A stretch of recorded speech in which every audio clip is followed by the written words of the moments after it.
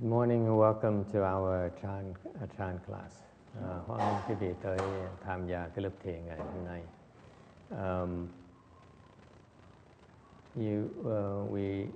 Since many of you are new today, nhiều quý vị mới tới lần đầu tiên, I'd like to introduce you. What happened to the lady? Bà cụ đó rồi. Bring her back. Can we bring her back a little bit? It's okay, they got it.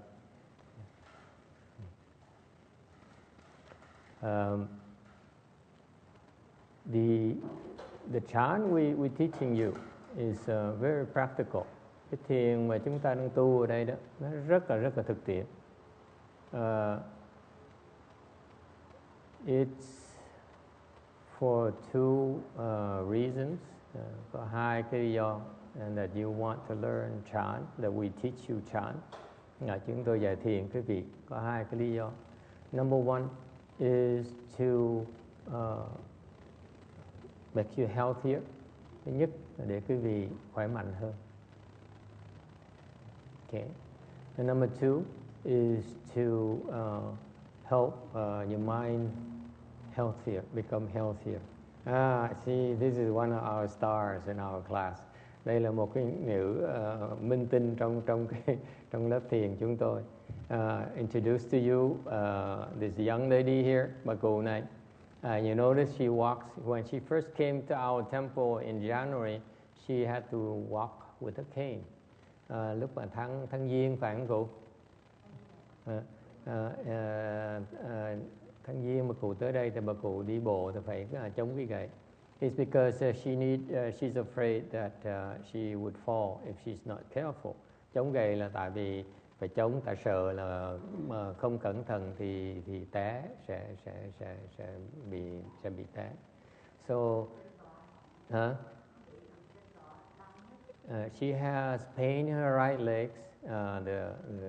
I don't know what the English word for it, but cô nói là bị thần kinh tọa, meaning that the nerves seems to be degenerating, and she has a hard time moving her right legs. And the doctors basically said it's incurable. Bác sĩ nói là thần kinh tọa, thì bác sĩ nói là tới cái tuổi này thì chữa không được nữa. Okay.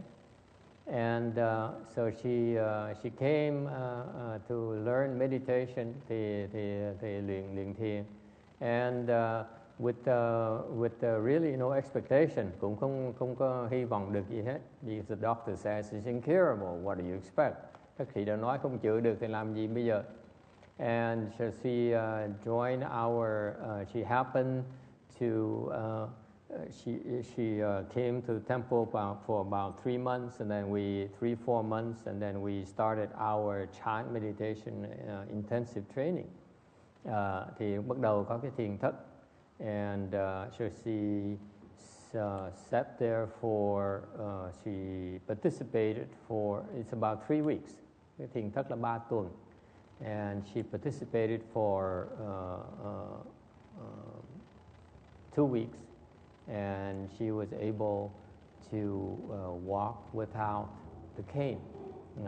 Sau 2 tuần thì thì có thể đi bộ mà không có cần gậy nữa. So just to demonstrate, can we ask her to stand up để bà cụ biểu diễn cho quý vị thấy.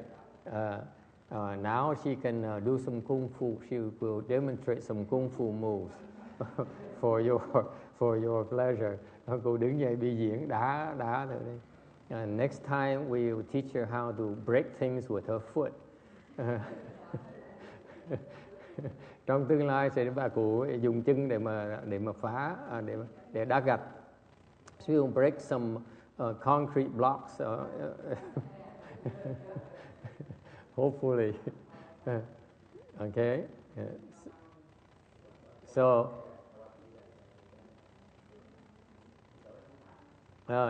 Đi lên trước này gần đây để mọi người thấy.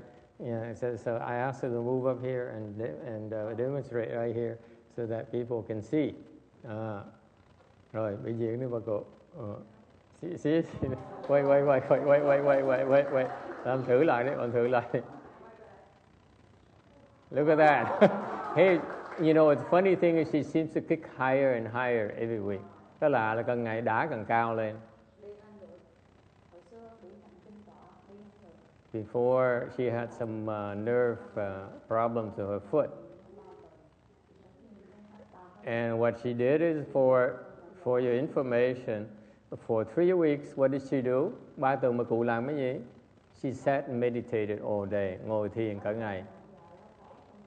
And what was the only instruction she has? Và cái mà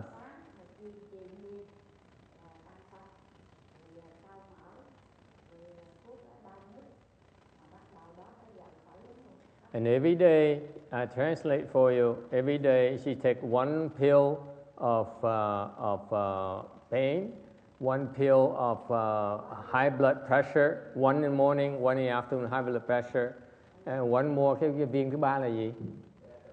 Hả? A cholesterol, high cholesterol. And now she stops taking them totally. You know, cool. Look at that.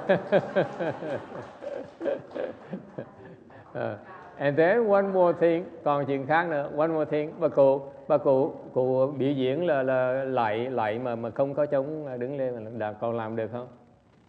Còn làm được, lại ngồi xổm xuống đứng lên mà không cần chống tay được không? I asked her if she could now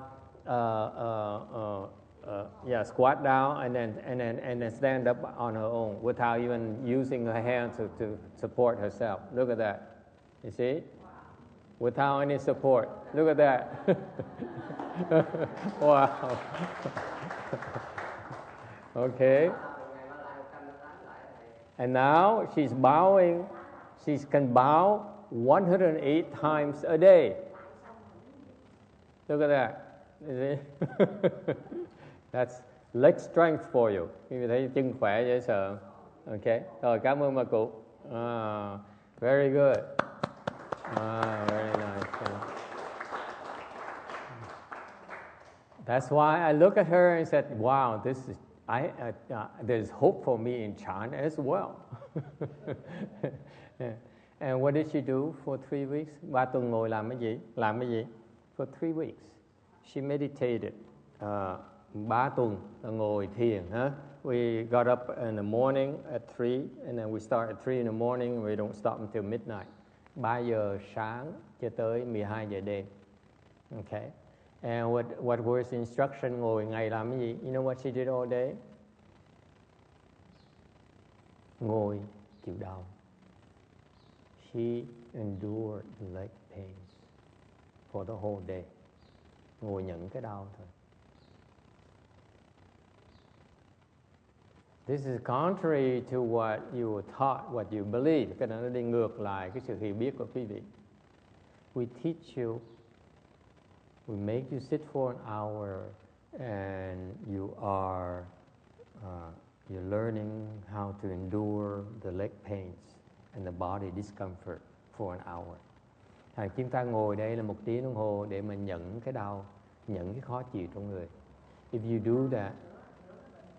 do that, wonderful things happen to you, and he's the living proof of that. Quý vị biết không? Cái vị mình chịu làm như vậy đó, thì nó đủ cái chuyện nó tốt ra xảy ra quý vị. You become healthier. Quý vị sẽ khỏe mạnh. Why is that? Tại sao như vậy? Because the pain, when you endure the pain, mỗi khi mà quý vị nhận cái đau đó, okay, what it does is it kicks your chi flow a lot stronger. Khi mà đau như vậy đó, cái cơ thể quý vị nó khiến cái khí quý vị nó thúc mạnh hơn. It's all natural. You don't need to take any medicine. You don't need to do anything to sit there, but sit there and endure the leg pains. Quý vị không cần làm gì hết đó, chỉ cần ngồi đó mà nhận cái đau thôi. That's all it takes. You sit there and endure the leg pains. Don't move. Don't unbuckle your legs. Đừng có nhúc nhích. Đừng có gỡ cái chân ra. Okay.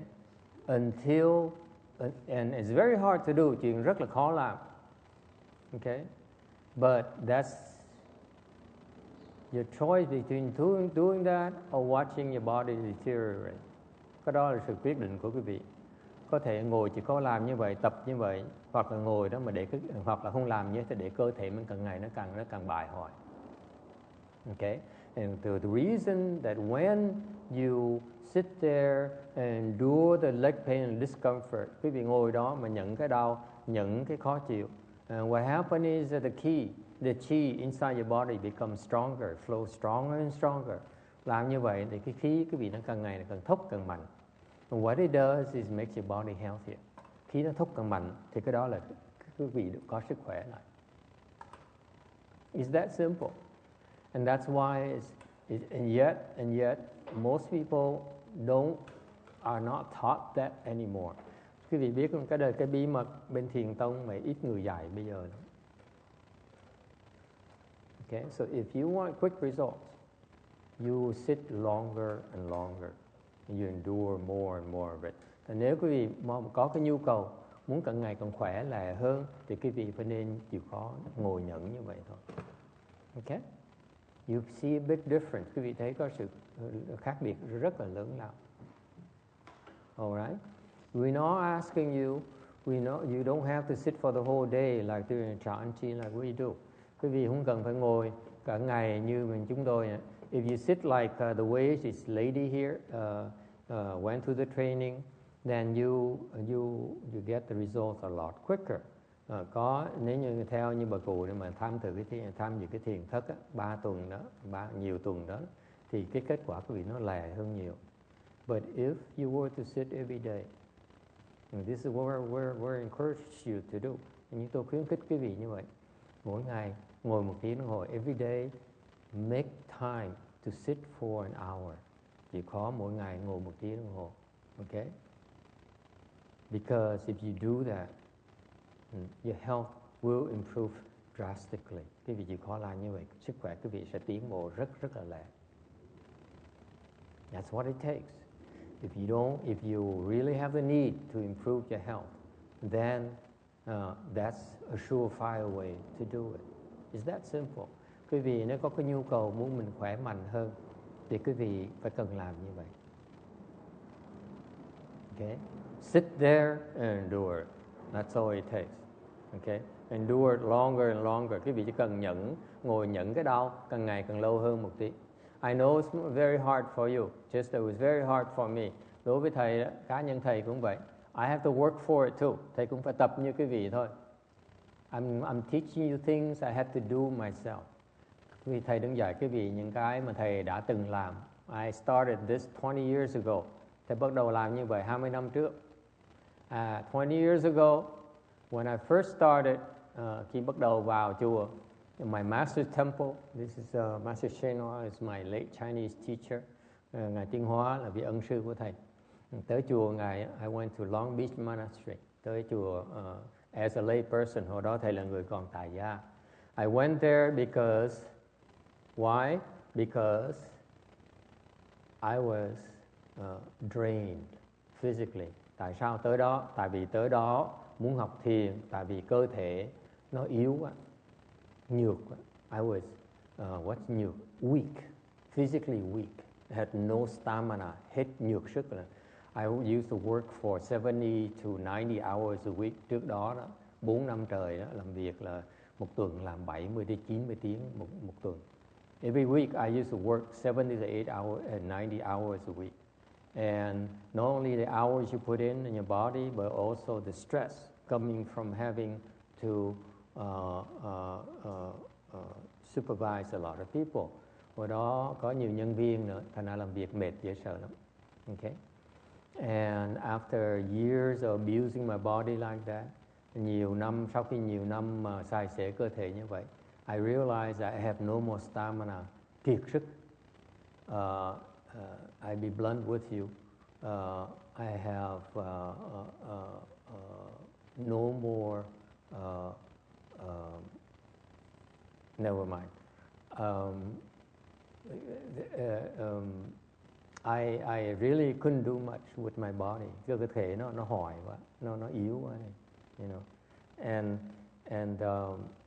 And I realized I had to do something to restore my health.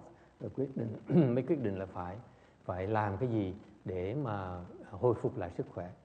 I used to go to the gym 3 times a day. Hồi đó là đi tập cái gym 3 tuần một ngày. And because of the work schedule, I gave it up as well, just because I couldn't find the time anymore.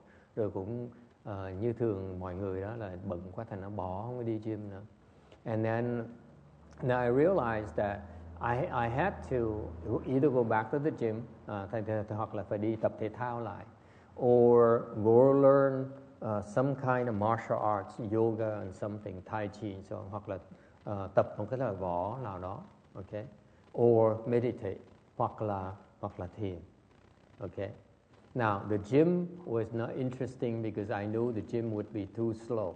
Tại cái đi gym thầy không thích là tại vì nó hơi chậm một tí. Gym is very slow. Okay. Number 2, go learn martial arts. Thì thứ nhì là học đi tập võ. Okay. I knew that you go to learn martial arts will help you restore your strength very quickly. Quý vị tập võ sức khỏe nó lên rất là lẹ. Okay. But then my friend is a very advanced martial artist. Bạn của thầy là một cái vị võ sư rất là giỏi, trình độ rất là cao. He's a one of the grand master level. Ông này là gọi là đại trưởng môn, đại cao thủ đó. Okay, in the Vietnamese community. And because I were close to him, I said, I don't want to, you have 20 years ahead of me, so I want to catch up with you. And if it takes me 20 years to catch up with you, then it doesn't interest me. I got to find something quicker. Thầy nói ông này luyện võ là 17 năm trời. Mà bây giờ theo đường ông là mình vẫn theo, mình vẫn thua ông 17 năm trời. Thành mà kiếm đường khác mà nó lẹ hơn. So I chose meditation. Thầy chọn thiền to restore my health. There's need. Unlike you, I had no choice. Either that or stop functioning as a man. Okay? You know what I mean? Okay? Thành ra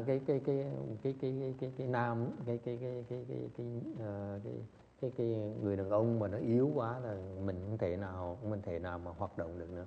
And so I decided to learn meditation. Thì bắt đầu học thiền. And it turns out the first Vietnamese meditation master I knew was a Vietnamese monk, Hinayana monk. Thầy nghe một cái vị thầy thiền sư người Việt Nam rất là nổi tiếng in Santa Ana. Because he wrote a book on meditation. Một người thiền sư đã tu 40 năm. He practiced meditation for 40 years, and he wrote a book on meditation. Tu thiền hơn 40 năm và soạn cuốn sách thiền. Okay, I read the book and I said, wow, this is good. If someone dares write a book, the guy must know about meditation. Biết bao nhiêu người dạy thiền mà rất ít người dám soạn cuốn sách thiền. Thành mới theo ông thầy này. So I went to his place and asked him. And it turns out that he wasn't around. Thành này thầy nhờ một cái người đó chở thầy tới đó, kiếm cái chùa ông tới đó, xin gặp hòa thượng để mà xin học thiền. Duyên không có với hòa thượng. It turns out I have no conditions with him.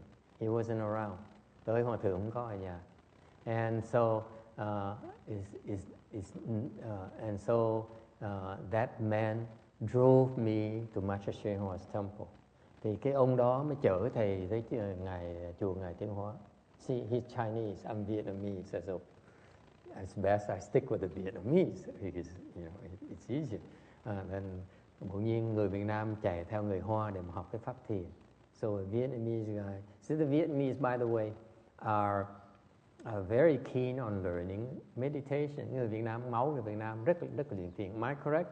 Most Vietnamese like to meditate. Rất nhiều người Việt Nam thích học thiền. So, but for me to go to learn from a Chinese master is kind of strange. So tới đó, and I met his disciple, gặp đệ tử của Ngài. And you know what the first thing he did? He said, you want to learn meditation? Ông nói, ông sư đó là thầy Hưng Đức là, thầy nói là ông muốn học thiền hả? Let's see. Can you cross your legs? Ông có thể xếp bằng được không? I said, of course, I cross my legs. Xếp bằng được chứ? He said, not that way. You cross your legs this way and that way. So he told me to get into full lotus. Thì ông nói là không phải cái cách ngồi, cái xếp bằng không phải như vậy. Xếp bằng là phải ngồi kiết già. chân trái lên trước, sang chân phải xếp lên chân trái. Okay, and I was able to get full lotus even though I was in jeans, mặc dù mặc quần jean đó mà ngồi kiết già được. And he looked at me, he chuckled, he said, "Wow, you have some blessings." Té ra ông thầy nhìn thầy ngồi kiết già, ông cười khà khà, ông nói, té ra ông cũng có một tí phước. And then I sat in full lotus for about 1 to 2 minutes, ngồi được 1-2 phút. Chân nó đau điếu, I hurt so much. The first time in my life, it never hurt so much. Chưa bao giờ nó đau đớn như vậy. So I buckled immediately. Thầy xả chân ngay lập tức. I said, wow, this is meditation. Thì như vậy, I said, yeah, that's meditation.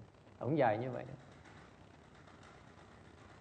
You know, and that's how I first started. And then he told me to go back and gave me some books. Thầy ông đó ông cho thầy vài cuốn sách của Ngài Tiến Hóa. The books are not even about meditation. Cuốn sách không phải là về thiền nữa. But he told me to go back and sit and cross my legs longer and longer. Cái ông thầy Hằng Đức chỉ dạy thầy về nhà đó, ngồi xếp bằng càng ngày càng lâu, chừng đó thôi. That's all he says. That's what I'm teaching you. Thầy dạy cái viện chừng đó thôi. I teach you to sit there, cross your legs, and try to sit longer and longer and longer. That's how I started. Và thầy bắt đầu như vậy đó. And you know, that's the only instructions I usually receive. Chỉ làm như vậy thôi. And nothing explained. Không ai giảng dạy tại sao hết. Okay. And there's no explanation whatsoever why. And now you come to class and I know you have no patience whatsoever. Okay, tại vì quý vị tới chùa như vậy, quý vị hoàn toàn không có tin tưởng, không có cái kiên nhẫn tí nào hết. Why would you endure all this pain and discomfort? Tại sao? Chỉ nhận cái đau, nhận khó chịu làm cái gì? Because it works. Tại vì nó có hiệu quả rất là lớn. It restores my health. So after a month and a half, sau 1 tháng rưỡi. No, actually after 3 months, I'm sorry. I remember now. Thì bắt đầu, when I first started, it hurt too much. Bắt đầu nó đau dễ sợ lắm. But I am different from most of you. Cái tính thầy nó khác quý vị. When it's difficult, I don't back down. Tính thầy là vậy đó. Đang càng khó chừng nào là không chịu bỏ cuộc. I'm very stubborn. Thầy rất là cứng đầu. I'm very, very stubborn. When you try, you tell me something, you challenge me to something hard, I don't back down. Mỗi lần mình bị thách thức mà làm điều khó, thầy không có nhượng bộ đâu.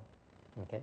So since that monk says, see, you can sit longer and longer, so I was determined to sit longer and longer. Nên thầy bắt đầu chỉ ngồi mà nhận, tại ông thầy ông khích thầy nói cứ mày ngồi thôi, ông ngồi thì mà bao lâu? Okay? Ngồi càng lâu càng tốt. Yeah. And so I tried. And the fact I was embarrassed personally because I had to give up because it's too painful. Tại vì thầy mất cỡ, chân nó đau quá, chịu không nổi. Mình phải bỏ cuộc. I quit. I had to quit because it hurt too much. Phải bỏ cuộc tại nó đau quá đi. I couldn't take it. And being very stubborn and say, if I can't take it means I fail. I don't like to fail. Tính thầy tức cười lắm. Thất bại thầy không thích. Thành ra nhất định. So I was determined to conquer my pain. Quyết định mà ngồi nhận cái đau. So after 3 months, ngồi 3 tháng trời. Every day I practice. Okay? 3 tháng trời. 3 months later, I could break through. I could sit for an hour and a half without any pain. Hồi đó 3 tháng sau, thầy bắt đầu thì có thể ngồi 1 tiếng rưỡi đồng hồ mà không có đau. And that's when I realized my health was completely restored. Lúc đó mới biết rằng, khám phá rằng sau 3 tháng trời mình luyện thiền thôi, sức khỏe mình hoàn toàn hồi phục lại. Not only that, my health improved drastically. Và sau 3 tháng trời tu khổ như vậy đó, thì sức khỏe nó tăng trưởng, nó khỏe hơn trước nhiều. And I was able to do things like, có thể, for example, I was able to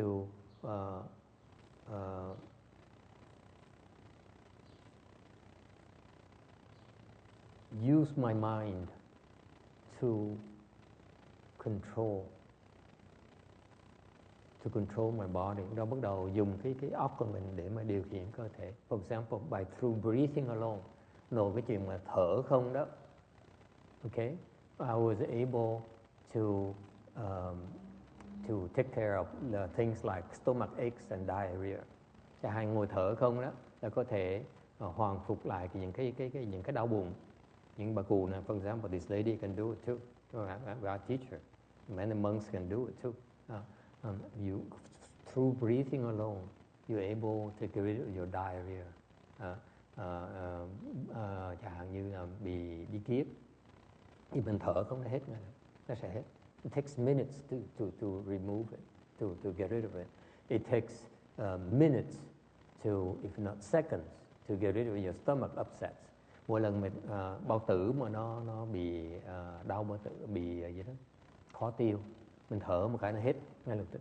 So you able, that's real skills right there, because you can use your chi to fix a lot of your problem. Dùng cái khí biết thở rồi nó sẽ hồi phục lại sức khỏe quý vị. Okay, and that's why this crossing your legs and sitting, endure your leg pains will do wonders for your health. Thầy nói cho quý vị biết đó, for the last 9 years, that's what has been the case. Thầy đã dạy thiền 9 năm trời rồi, đã biết bao nhiêu người đã được có cái sự thành công đó. Not just this lady, but many people also have got a lot out of this meditation technique. Cái phương pháp luyện thiền nó rất là hữu hiệu. Cái việc chịu khó tu đó, mình khó luyện như vậy nó rất là tốt. It's extremely beneficial to you. Okay, it's very difficult to be able there to endure the leg pains. Ngồi đó mà nhận cái chân đau nó rất là khó. But that's why you should train yourself to endure incrementally. Cái vì mỗi lần ngồi chỉ có nhận thêm một tí. Don't trust your mind. Đừng có tự tin tưởng lấy. One of the first thing I did, I bought a cheap Timex. Mua một cái countdown timer with Timex. Okay, and I would time myself. I don't allow myself to unbuckle until I sit for 2 minutes longer. Thì bắt đầu thầy như vậy đó, thầy mua cái đồng hồ, rồi xong rồi bấm cho nó, khi nó chạy đủ thêm 2 phút mỗi lần, thầy mới duỗi chân ra, ngồi nhận. That's all it takes. Your mind can take 2 more minutes every single time. That's why I discovered. Quý vị chỉ còn nhận thêm 2 phút một lần, it's very doable. And if you do that, you don't need to break through the pain barrier. Quý vị làm như vậy thì không cần mà vượt cái bức tường đau đầu tiên. And yet you're able to restore your health. Như vậy đó, nó sẽ hồi phục quý vị sức khỏe đó rất là lẹ. Okay? Any questions or comments? Ai có ý kiến thắc mắc gì không? You have to trust me. Phải tin thầy chuyện đó. If you really need to improve your health, nếu quý vị muốn sức khỏe nó dồi dào hơn, you have to train. Quý vị phải tập. Either go to the gym, hoặc là tới the gym, go learn some yoga, hoặc là tập yoga, tai chi, whatever, or learn chant, hoặc là thiền. And it turns out chant, okay, is the fastest. Thiền nó lẹ nhất. Why is that? Because I know of some people in the past who studied tai chi, học trò của thầy, đệ tử của thầy, my disciples, my students, came from tai chi, from qigong, from yoga. Học trò thầy đó trước đã luyện tai chi, đã luyện khí công, đã luyện yoga. And when they came and learned chant, khi mà họ luyện thiền, they found out they progress a lot quicker, they can go a lot further. Nhưng mà khi họ nhảy qua luyện thiền, họ khám phá, họ có thể tiến bộ nhiều hơn và lẹ hơn. Okay? So it's a lot more than meets the eye. Thực ra cái phương pháp nó nhiều hơn cái vị tưởng tượng. Okay?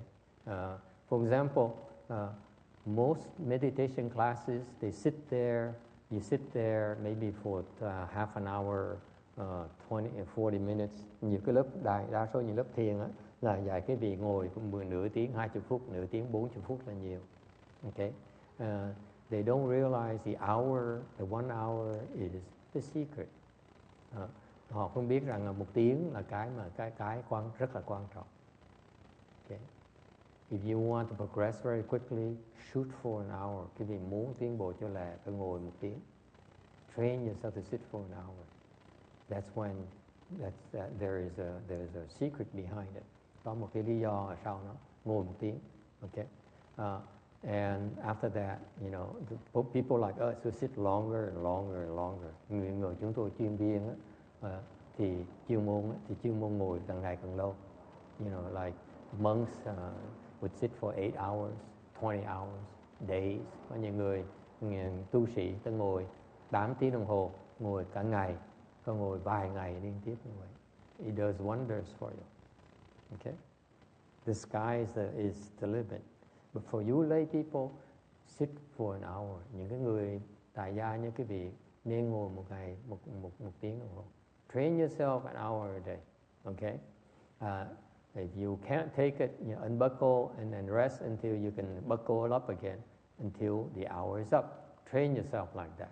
Cố gắng luyện như vậy, quý vị sẽ thấy kết quả. Okay? Any questions? Earlier, I saw some people who came in a little bit late. Hồi nãy thầy để ý có nhiều người tới hơi trễ, and it's so crowded today that people sat behind on that side. Một số người ngồi phía sau đó. I noticed that. I immediately asked my student to come and ask them to come up. Thầy thấy như vậy, thầy học trò thầy đứng dậy, tới mời họ tới ngồi lên. Why is that? Because when you meditate, quý vị ngồi đó. Okay, there are certain things that when you meditation, the objective of doing chant is to build up your chi. Quý vị ngồi thiền như vậy là để cái khí nó tụ lại. Okay, the mere fact you cross your legs will build up your chi in your navel. Quý vị ngồi như vậy, tự động cái khí nó tụ lại nó cái đan điền của quý vị. That's what's called the dantian area. That's where the center. This is where all your chi is stored. Tất cả những khí quý vị nó tụ lại chỗ này. And then it circulates throughout your body. Từ đó nó lưu chuyển khắp tất cả cơ thể quý vị. It takes about, by the way, 2 hours. Between 1.5 hours, 2.5 hours for the chi to circulate throughout your body. Cái khí quý vị đó, nó di chuyển, cái vận chuyển trong cơ thể quý vị nó khoảng chừng 1 tiếng rưỡi cho tới 2 tiếng rưỡi. Okay? Depending who you are. Might take about an hour and a half, okay, to 2.5 hours for the chi to make one full revolution. Cái khí quý vị nó chuyển nó cơ thể quý vị, nó tùy cái người, cái trình độ quý vị, có thể từ 1 tiếng rưỡi tới 2 tiếng rưỡi thì mới đi xong một vòng.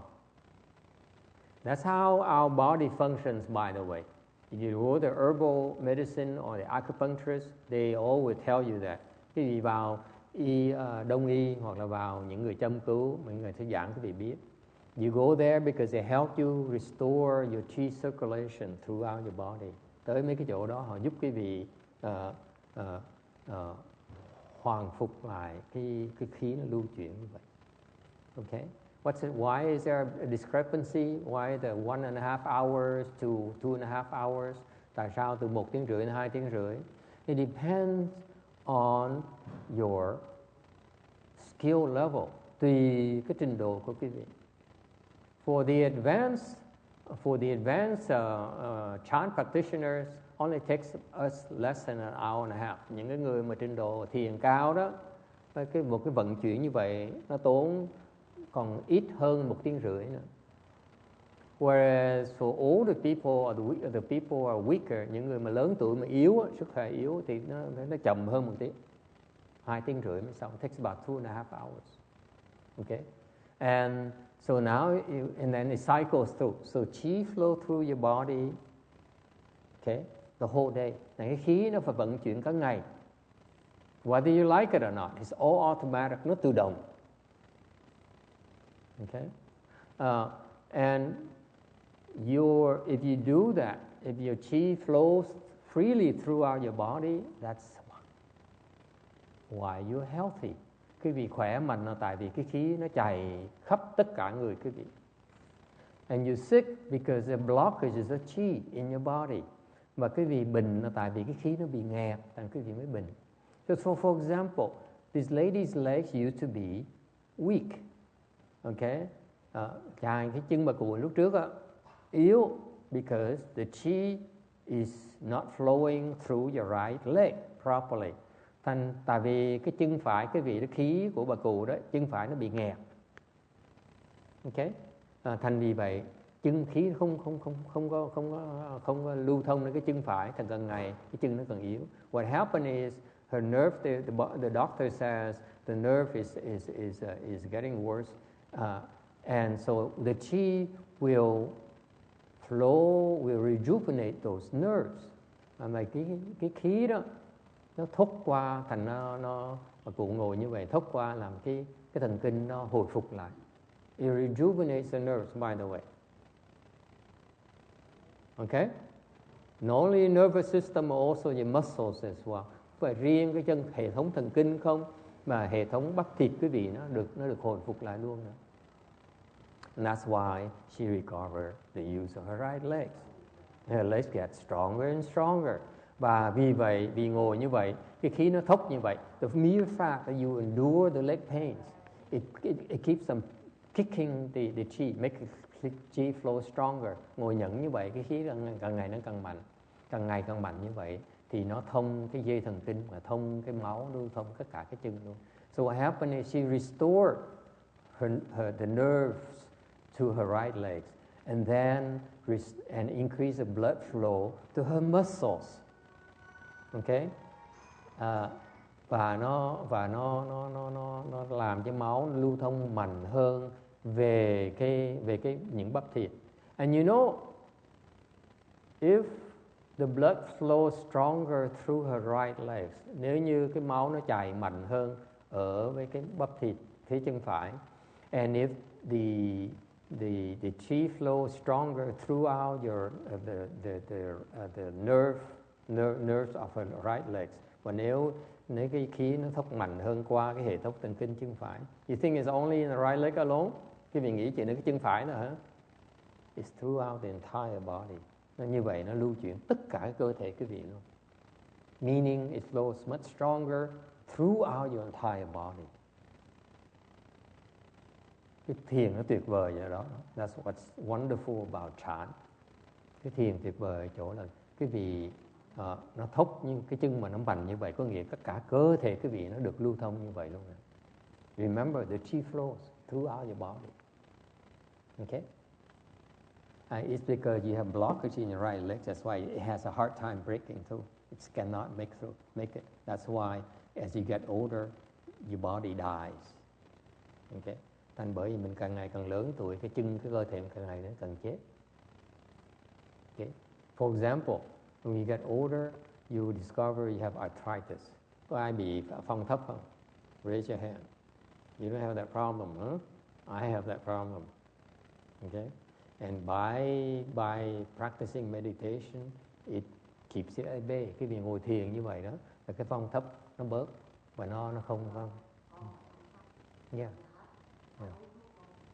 She has arthritis. She says she doesn't even take any medication anymore. It's all the chi. Cái này thành bởi. That's why when these people sat back there, thành bởi mấy cái người mới tới trễ mà họ ngồi sau đó, ngồi cái sàn nhà như vậy. Okay, you sit on the bare floor like that. Okay, it's not very good. Ngồi đó không tốt. Why? Because it drains your chi. The earth is the biggest chi drain that there is. Cái mặt đất á, nó sẽ hút khí cái vị hết.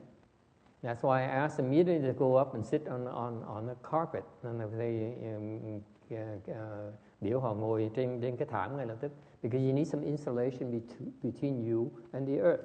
Nên cái việc ngồi thiền á, phải để ý có một cái mình đừng có ngồi trên mặt đất không như vậy. Okay? Because if you sit there to build up your chi, cái việc ngồi đó để mà tụ cái khí lại. At the same time, then you let your chi drain through the earth. Rồi trong đồng thời cái vị để mặt đất nó hút cái khí cái vị. Then you're sitting for nothing. you really have no effect. This is why. You know, my master, he go to the mountain and sit on a rock. Dạng sư phụ của thầy á, là ngài vào núi á, ngài ngồi lên núi á, okay, ngồi trên tảng đá.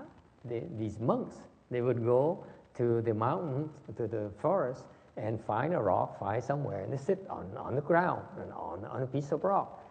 Mấy cái vị này họ ngồi trên tảng đá, hoặc là ngồi trên mặt đất. But they are different from you. Họ khác cái vị ở chỗ đó đó. Okay? They suck the chi from the earth. The earth cannot suck the chi from them. Cái độ của họ là hút cái khí từ cái mặt đất lên, chứ không có chuyện mặt đất mà hút họ được. Okay? It doesn't work like that. But for you, okay, you don't. Quý vị mới bắt đầu. It takes a few more years before you can do that. Cái phải tập vài năm nữa mới có hy vọng có làm được như vậy. Okay? And that's why ngồi. That's why you have to be careful. Phải be cẩn thận. Ngồi thiền nhớ ngồi đừng có ngồi tránh ngồi mặt đất. Avoid sitting on the floor, sitting on the concrete. You know, have some insulation between you and the ground. And then ngồi trách mặt đất một tí thì nó tốt hơn. Okay? Yes. You shouldn't even lean against the bare wall either. Cũng không nên dựa vào tường. Tại sao? Because the wall there is so connected to the earth. Cái tường đó nó vẫn liền với cái mặt đất. Okay? Be careful. Okay? So put some insulation behind you, between you and the wall as well. Okay? Good point. Thank you for asking. Yes, sir. So practicing at home, what would be something that if we have hardwood floors and there's nothing, like what's a good thing to put under you? Hardwood floor is good. Carpet is good. Ở nhà hàng như cái sàn gỗ, I sit on hardwood floor here. Okay? But there's an elevation. Hoặc là cái thảm rất là tốt. I used to sit on the carpeted floor. That's enough. Okay, that's good enough. Don't sit on hardwood floor because it's too tough on your buns. Ngồi trên cái gỗ nó cứng lắm, nó đau vậy sao nó. Okay. I started with sitting on the carpet. Bắt đầu ngồi bằng thảm. And then after a while, I had no pain anymore. Ngồi cái hết chân đau. And you know, by the way, don't laugh at me. I know if I tell you this, you might think a lot less of me. Thì cho cái vị nói cái này, khi nói nhiều quá, cái vị càng ngày càng kính thưa ông thầy. The way I train, I learned Chan is that I endure the leg pains. That's how I did. Thầy học thiền bằng cách là thầy chỉ ngồi nhận cái đau thôi. That's the only thing I know. By the way, chỉ biết ngồi nhận cái đau thôi. Because no one ever taught me anything. Không ai dạy thầy cái gì hết. So I would sit there for about several hours and then stop hurting. Ngồi đó mấy tiếng đồng hồ hết đau. And after a while, it doesn't hurt anymore. Ngồi đó, cuối cùng nó không đau nữa. Okay? And I would started panicking. Bắt đầu mình lo.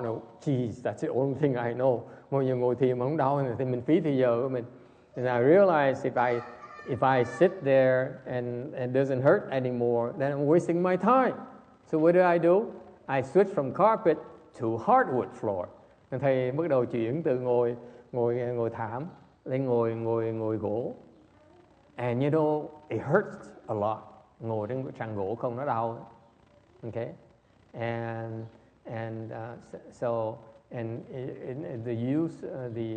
what's useful about it, because when it hurts so much, because of the hardness of the floor, tại gỗ nó cứng, nó đau, nhúc nhích, thành mình không dám nhúc nhích. That's why you don't dare move. When it hurts, you move, like you wiggle, it hurts more. My next lesson is not to move. Thành tự dạy mình không có nhúc nhích. Okay? Now I know many of you sit meditate and you wiggle, you know. Try the hardwood floor, you see, every little movement makes it hurt more. Okay? And that's how I learned. I begin to understand meditation. You're not supposed to move. Từ từ thầy mới học những bài học như vậy. So I'm teaching you from experience. Các thầy dạy toàn là từ kinh nghiệm mình ra, chứ không phải là lý thuyết. Because there's no real books that teaches the secrets of meditation, of Chan meditation. Thì quý vị không có sách nào mà nói những bí mật của thiền. Okay? I learned it the hard way. Thầy học những cái này là từ khám phá ra hết. Okay. All right. So so at home, just practice it. You see, the one thing, the reason why you are so weakened, lý do quý vị biết không? Lý do quý vị bị nhược. Người nhược là tại sao? Thường tại vì quý vị xài cái đầu óc nhiều quá. What happened, you weaken is because you use your brains too much. You think too much. Quý vị xài óc như vậy á, thì cái dương khí nó bị tản mát đi, chỉ còn âm khí nó nhiều. So what happened is that when you overuse your brains, you know, chi has two components, yin chi and yang chi. Cái khí nó có hai loại khí, âm khí, hai thành phần, âm khí và dương khí. When you combine together, it's balanced chi. Okay? Khi mà cái khí thông thường nó gồm có dương khí và âm khí. The chi inside your body is whole chi, meaning it has both yang and yin. Cái khí bị thốc như vậy nó đi chạy xung quanh người mình đó, là cái khí đó là cái khí nó vừa âm vừa dương luôn. So that wherever your body has excess yang chi, it will fix it by providing yin chi. Chỗ nào mà cái dương khí nó nhiều quá thì mà hụt thiếu âm khí thì âm khí cái khí nó chạy tới nó bổ túc thêm. They restore the balance of the chi. Cái khí nó được cái sự thăng bằng vì mình vận chuyển như vậy. So what happens is that when you overuse your brains, khi mà quý vị xài cái ý chí nhiều quá, how can you tell your brains is overutilized? Gray hair, tóc nó bạc. Yeah, that's one common sign. Tóc mình bạc là tại vì bắt đầu cái trí mình nó không giải quyết được vấn đề. Now you cannot solve your problems anymore. That's why it's turning white. You overuse your brains. Okay, and that's why when we lack yang chi, we are weaker. We don't function as well as we're supposed to. Okay. Tại người đàn ông chẳng hạn mà bị dương khí nó hụt á, là thiếu cái sức mạnh người đàn ông. Okay. And that's why meditation restores that very quickly. Cái thiền nó hồi phục là rất là lẹ. Because it provides a balance of the chi. Tại cái thiền nó cho cái sự thăng bằng lại trong cơ thể quý vị. Whatever your body needs. There are only two kinds. There is some disease that's a yin base. Những cái chẳng như có loại bệnh là âm bệnh. Meaning that there's excess of yin chi. Hàng như cái loại âm bệnh là cái loại âm bệnh hàng như what is a kind of yin illness? Anyone? Cảm cúm. Cold and flus are yin illness. Because you cold, right? You feel cold. Quý vị thấy chân tay nó lạnh, ngạm người nó lạnh. That is an excess of yin chi. Có nghĩa là cái khí, âm khí nó nhiều, hàng khí nó nhiều quá. And so when you meditate, you generate the yang chi, and you go there and will restore the balance. That's why it's very good for dealing with cold. Thành ra cái vị ngồi thiền như vậy nó tạo cái dương khí nhiều, nó đem lại thì nó khiến quý vị hồi phục lại cái cảm cúm nó lẹ hơn. Yes, Shana.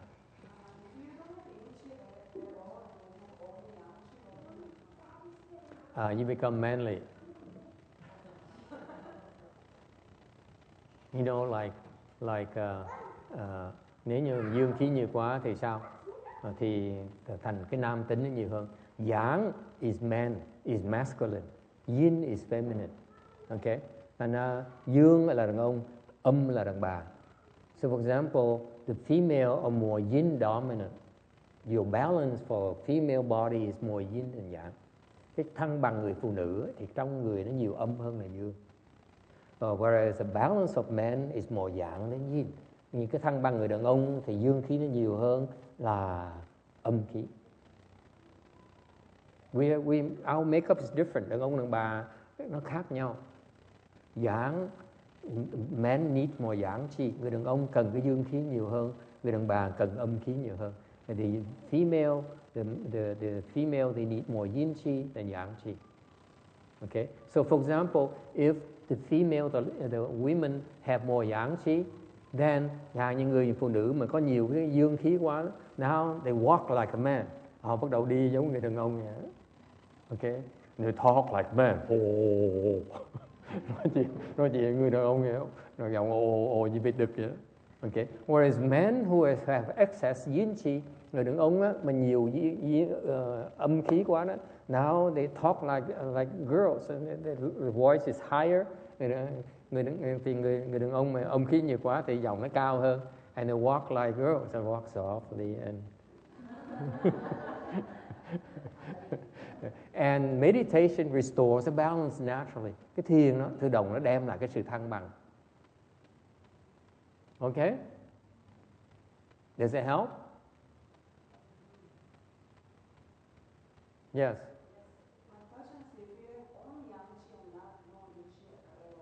No such a thing. It's not possible.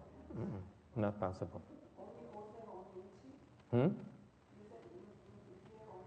There's always yin and yang. There's no such thing as pure yang, pure yin. It's impossible. Even the ghost. Yeah. That's why they have the little yang chi in there. That's what enables us to help them escape. If there's a pure yin chi, they're doomed. They're condemned forever. Same thing, the gods, they are yang. Okay? This has nothing to do with religion, but this is a cosmos. This is how things are. We are balance of yin and yang. The ghost is even stronger yin. Quý vị có biết không? Người nhân loại thì nó vừa giữa âm và dương. Và ma quỷ thì nó là âm nó nhiều hơn. Their darkness, the blackness is from the excess yin chi. Cái đen tối họ tại cái âm khí nó nhiều quá đấy. Whereas the gods, hoặc là bên thiên thần quả trời đó, thì dương khí thì nhiều hơn là âm khí. They are more yang. That's why they're always positive, always bright, and they're pleasant. Okay, but they're not totally yang. Same thing, the ghosts are not totally yin. Quỷ không thể nào 100% âm, quả trời không thể 100% dương. There's always a little bit of yin and yang in there. There's always a balance. So their balance is that their makeup for being a person is supposedly a balance between yin and yang. Người đàn ông, người đàn bà thì có cái sự âm dương, nó có một cái sự thăng bằng nào đó. Okay? Yes.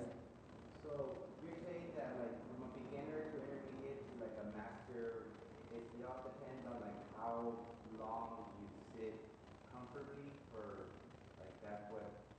How quickly you can replenish your chi.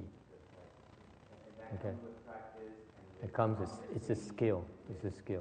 Cái trình độ khác nhau ở chỗ nào? Ở chỗ là quý vị làm sao làm đầy cái bình điền mình lại. Every time you meditate, you replenish your battery right here, around your đan điền. Cái cơ thể quý vị nó có một cái bình điện ngay từ đan điền đó. Every time you meditate, mỗi lần mình thiền là mình đang tù cái bình điện, sạc bình điện mình lại chỗ này. Okay. That's what meditation, that's all it does. Cái căn bản của thiền là nó làm đầy cái bình điện này. It charges your battery around your navel. That's what your battery is. So if you charge it up, then the chi flows.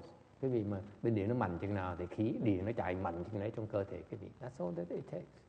So the skill level has to do how quickly you charge it up. Okay, and how much you can pack into it. Thành cái trình độ khác nhau ở chỗ là quý vị làm sao mà làm nó đầy lẻ hơn, và mà quý vị bình điện nó bằng chừng nào, nó mạnh chừng nào. See, batteries has different capacities, right?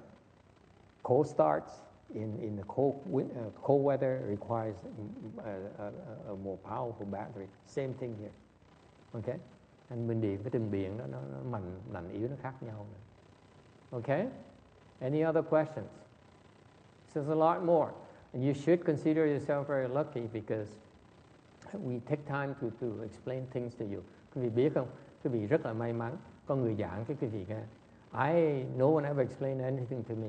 Không ai giảng cái gì hết. I had to sit there for 20 years. I sit there and observe all these things. Ngồi thiền 20 năm, quan sát. That's how you understand. That's how I understood. That's how I learned about Chan. Tại vì là ngồi 20 năm trời thì thấy nó chạy ra, cái cơ thể nó chạy ra mình hiểu. That's how mình mới bắt đầu hiểu được. Okay. Okay, and now looking back, now I realize why the Chan tradition has always the way the Chinese taught it has always been this way. Sau mới thấy là cái thiền tông người Trung Hoa cách họ dạy rất là chính xác. Now I went back to the books and read how they train and what their training is about, and I realized the Chinese Chan is the most advanced meditation training technique. Sau mới thấy rằng cái thiền tông người Hoa là thiền tông mà cao minh nhất mà mình có thể có được. That's what we're practicing. Much better than Chinese, much better than Japanese, Korean, Vietnamese, you name it. Hơn người Nhật, hơn thiền người Nhật, hơn thiền người Đại Hàn, hơn thiền hết tất cả. Why? Because the Japanese, the Korean, the Vietnamese learn from the Chinese. Thấy không? Tại những cái người Nhật, Đại Hàn, Việt Nam là phải qua tàu mà học, gốc từ tàu ra hết. Okay? I know that's not what the Koreans want to hear. Mấy người Đại Hàn muốn nghe những cái chuyện đó, but it's true regardless. Nó vẫn đúng như thường. Okay? Okay? And then it turns out you Chinese people don't realize your heritage. Ngay bây giờ người Hoa không biết cái kho tàng họ có. No one understands Chan anymore. Very few Chinese understand Chan. Rất người Tàu, ít người Tàu mà hiểu được thiền. Yes. What?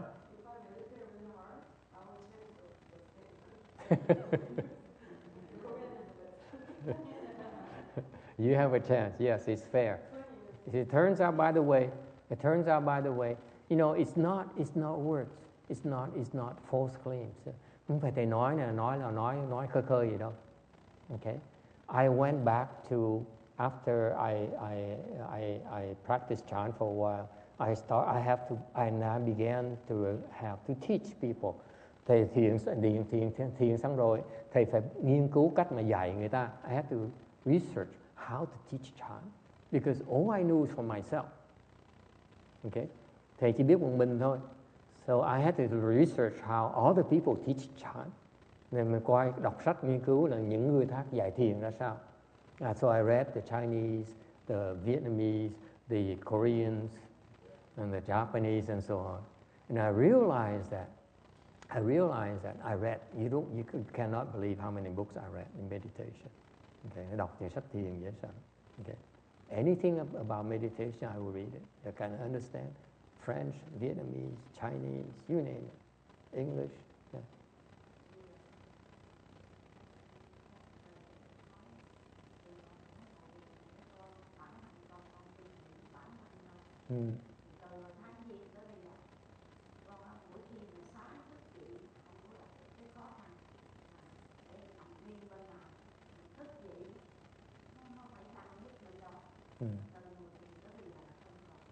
She says that she likes to share it with you. In the morning when she wakes up, if she's slept and lean on one side, that side would be hurting, would be aching and hurting. I don't know about you. Okay, okay. And now she says, now she wakes up in the morning, nothing bothers her anymore. Có nó quý gì để sợ nó. Thông thường tại máu nó bị trệ lại. So what happens? You lean or you sleep on one side, the blood is not flowing that strongly on that side. Okay, and now her chi is flowing so naturally, strongly that it doesn't bother her anymore. Cái đó là tài khí mà nó thông mạnh quá, thành ra nằm cũng chẳng sao hết. Yeah, and this is only old people would share this with you. They take this to the graves. Thường mấy bà cụ đó bà không dám than những cái chuyện này, tại vì than nó chả có lợi gì hết. It's amazing, and this is what happens when we get older, and you young people can look something to look forward to. Những người còn trẻ chưa biết cái khổ tâm người già. Yeah. Anyway, so I researched. I realized that the Chan meditation training techniques are by far the most advanced. Sau thầy mới thấy là cái thiền của người Hoa rất là cao minh nhất mà thầy thấy that I could find. Okay, and that's why I spend time to explain this to you. Làm vậy thầy bỏ thì giờ nói cho quý vị nghe mỗi tuần như vậy. And this is part of the Chan training. Cái đây là cái phần của thiền nữa. Because it is the second reason, purpose of teaching you Chan. Lý do thứ nhì để dạy cái vị thiền is to undo your prejudices. Để gửi những cái thành kiến của quý vị. You have so many erroneous prejudices. Quý vị có rất nhiều thành kiến rất là sai lầm. Erroneous, serious prejudices. And you don't realize you're so wrong. Mà quý vị không biết mình sai lầm. Okay. Yes. Just off the wall, like the shaved head, is that like a tradition or like why do most monks have it? I don't know, it was just a common thing that, I don't know, probably but is there Bald is beautiful.